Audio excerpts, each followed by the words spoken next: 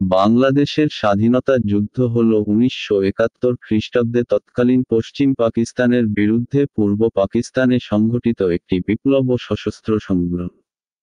পূর্ব পাকিস্তানে বাঙালি জাতীয়তাবাদের উত্থান ও স্বাধিকার আন্দোলনের ধারাবাহিকতায় এবং বাঙালি গণহত্যার প্রেক্ষিতে এই জনযুদ্ধ সংঘটিত হয়। যুদ্ধের ফলে স্বাধীন ও সার্বভৌম গণপ্রজাতন্ত্রী বাংলাদেশ রাষ্ট্রের অভ্যুদয় ঘটে। পশ্চিম পাকিস্তান কেন্দ্রিক সামরিক জান্তা সরকার 1971 খ্রিস্টাব্দের 25শে মার্চ রাতে পূর্ব পাকিস্তানের জনগণের বিরুদ্ধে অপারেশন সার্চলাইট পরিচালনা করে এবং নিয়মতান্ত্রিক গণহত্যা শুরু করে।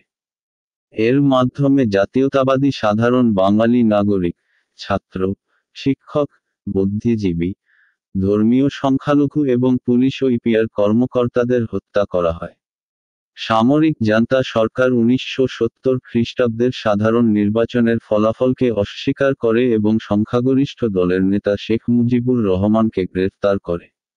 1971 খ্রিস্টাব্দের 16ই ডিসেম্বর পশ্চিম পাকিস্তানের আত্মসমর্পণের মাধ্যমে যুদ্ধের সমাপ্তি ঘটে।